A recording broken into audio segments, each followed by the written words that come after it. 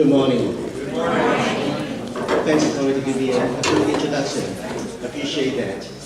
In fact, I'm really grateful to have this opportunity for you to come and also share my journey of faith. Obviously, I'm Asian. I'm born in Hong Kong, which is a cottage forest, they say. There are many skyscrapers that people can hardly see the sky. Most people over there, they only have one interest. You know what? No. To make money. Oh, at that time they don't really have a mobile phone yet, so they concentrate to make money. So my family was no different. My parents tried their best to make ends meet, and we, as an energetic teenager, so we virtually have free range. We can do whatever we like to do. I'm a seeker. I seek and look into everything. I check into and look into different denominations and analyze their pros and cons. However, I never settled down on any one of those for quite a while. In a rainy afternoon, after watching the movie The Emperor Strikes Back, something happened. While I was crossing a freeway, a big truck hit me. I was hit. So, I don't know what happened. I find that I was thrown away by the severeness of the impact, thrown away and slide on the ground for around 20 feet. Interesting enough, I was still conscious, but everything looked to me like in slow motion, slowly sliding, and it stopped sliding. I tried to stand up to see what happened. But the bystanders, they come to help me to sit down by the curb. So, okay, I sit down. For no reason, my leg is quite weak. So, I look around while I'm sitting there, and I find that I was actually slid right in front of the Catholic Church. Really? And of course, just like most Catholic church, they have a statue in the front. So the Virgin Mary holding Jesus. So this way, I say, okay, they're looking at me. Okay, that's interesting.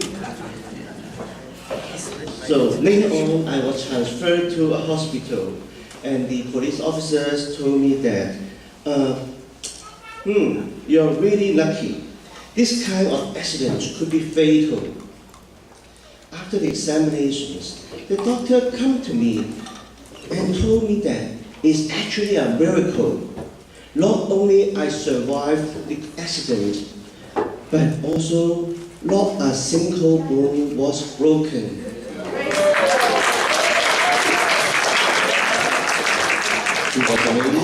I was amazed too. So, nevertheless, the doctor kept me in the hospital for a few more days for observation. When I was recovering at home, I had a chance to think about how lucky I was. In fact, this was the second time that I was involved in a major accident and hospitalized. I asked myself, how come I'm still alive? I must be protected. The force must be with me.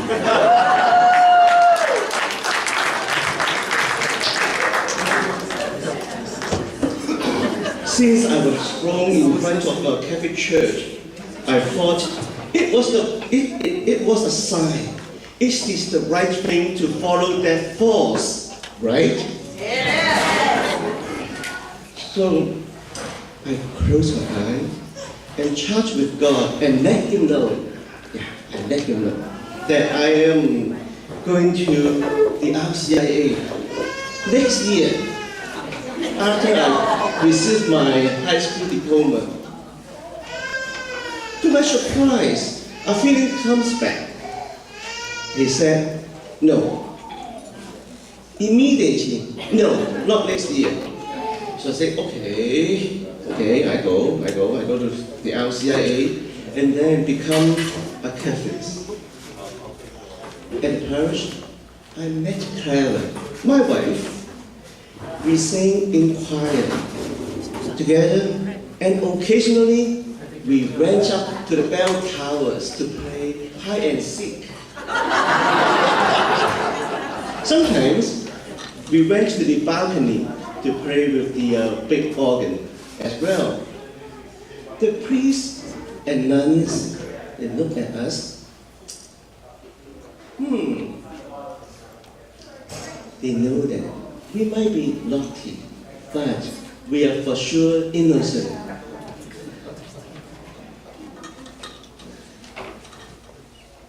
When I came to Canada in 1990s, I did not have much experience. I eagerly looked around in Edmonton for a job. I found virtually nothing. So I prayed and negotiated with God again, saying, Dear God, if you want me to serve you in Edmonton, please give me a job. Simultaneously, Clara gave me a ticket to a computer trade show to seek opportunities. I got a job, yes, but it's a job that is 7 by 14, 7 days a week and 14 hours a day. Yeah, it was tough. So, well, I negotiated with God again and saying that, okay, thank you very much for giving me a job. Now, if you can give me some time so that I can have my footing, okay, and then I come to the church in a consistent manner. I quickly come to an answer, I think, from God, saying that, okay, but I'm not sure that is his answer. But I stayed put, and the 10 years after that, my life is really smooth. We went through 2 recessions in Alberta, and we felt nothing. We felt nothing. That's the providence of God. But the second awakening comes when I and a few of my friends started a Bible study group. The more I study the scriptures, the more I feel something is not adding up. One day,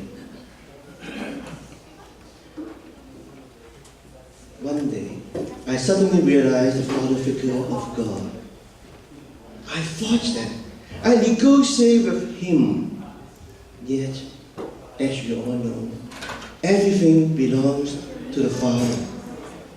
I have, in a poker term, no card to negotiate.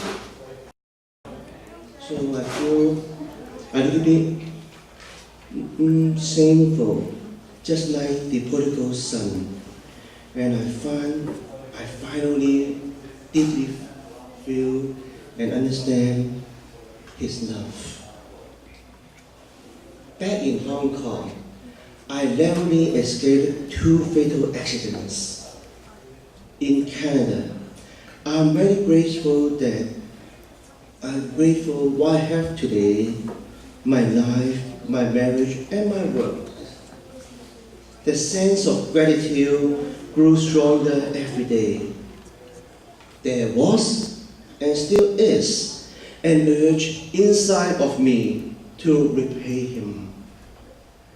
I pray and ask the Father, what he would like me to do for him. The language, still, what he would like me to do for him, without deeply thinking he needs nothing. As usual, I did not receive an answer in the traditional sense. But in prayer, I have a strong feeling that he asked me what I could offer him.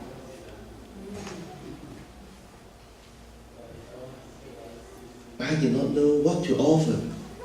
So I continued to offer my voice and sing in the choirs. For quite a few years, I was the only choir member in the anticipated Sunday Mass. It doesn't matter how many people come, I sing over there. One day, I saw an advertisement in the Western Catholic Reporter. Still remember WCR? Yes. Yeah, I watched the advertisement over there about the diaconate formation class. After discussing with Clara, I contacted the Archdiocese for more information. I went through a number of interviews and tests. Nevertheless, you know what happened? They said my application was deferred. I said, what exactly does that mean? So I was puzzled. I was thinking, I took a big step forward, and he said no. Really? Oh, there must be too many deacons in this house. So there was a time inside of me, I second-guessed my relationship with him. I depressed a little for a while. Nevertheless, the Holy Spirit helped me to understand. It is thy will be done, not my will be done. I was relieved and continued to sing happily in the choir and try to reflect the image of Christ, just like you guys, in what we do and what we say. Some of you may know that I work for the Alberta government. In order to have a better chance of promotion, I applied for a master degree with the Concordia College in Edmonton. I was accepted. Life was good. Everything went well until I had a couple of courses to complete before graduation. What happened? Just totally out of the blue, I received a letter from the Archdiocese. And you know what? They asked if I'm still interested in the permanent deacon formation program. Carol and I looked at each other and we smiled. And we just don't know what to say. I had a full-time job, and we know that it was next to impossible for me to participate in both the diaconal formation program and my master program. It was a tough decision to make. It concerned not only myself, just me, but also the lifestyle and the financial future of the family. After much discernment, I decided to discontinue with the master program. We both know that if we want to be his instrument, it is time to pick up our cross and proudly proclaim, thy will be done.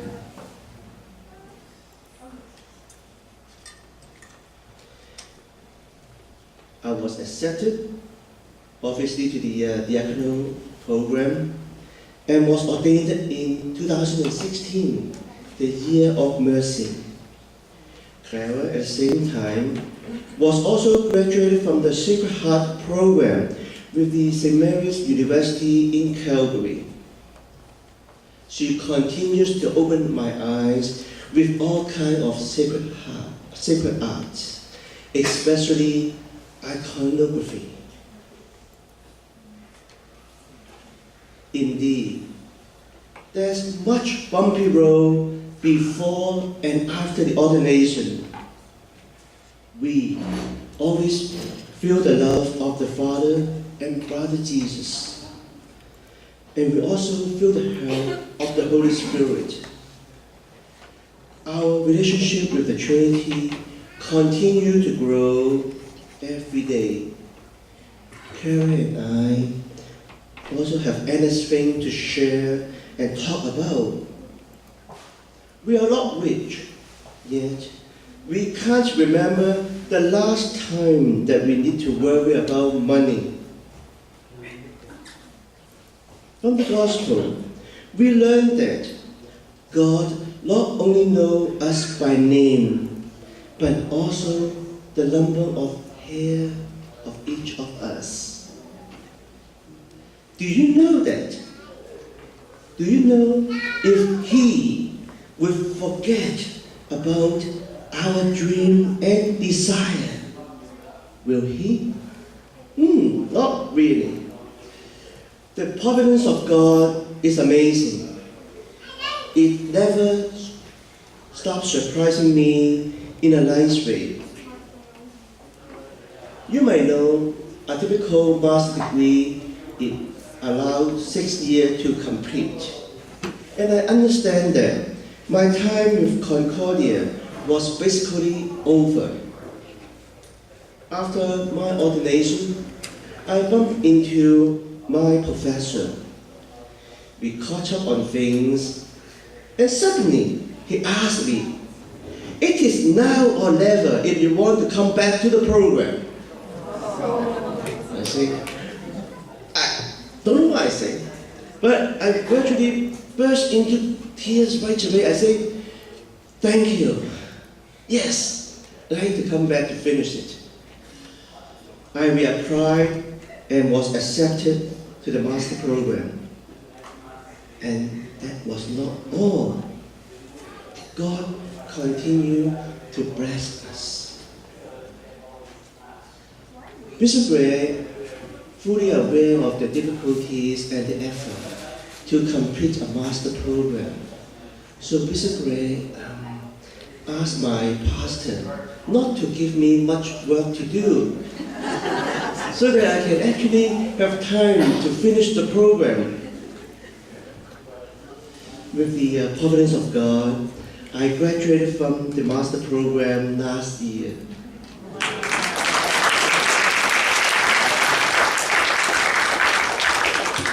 Thank you.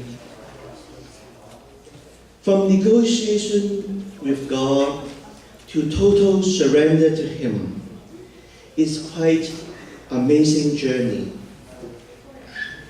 I strongly believe our Father in heaven is always with us, even though sometimes we might have the impression, a false impression, that He is not with us when we need Him most. No, He is for sure here and with us always. I learned to develop and use my gift. With the help of God, I should be able to use this gift to sanctify myself and others.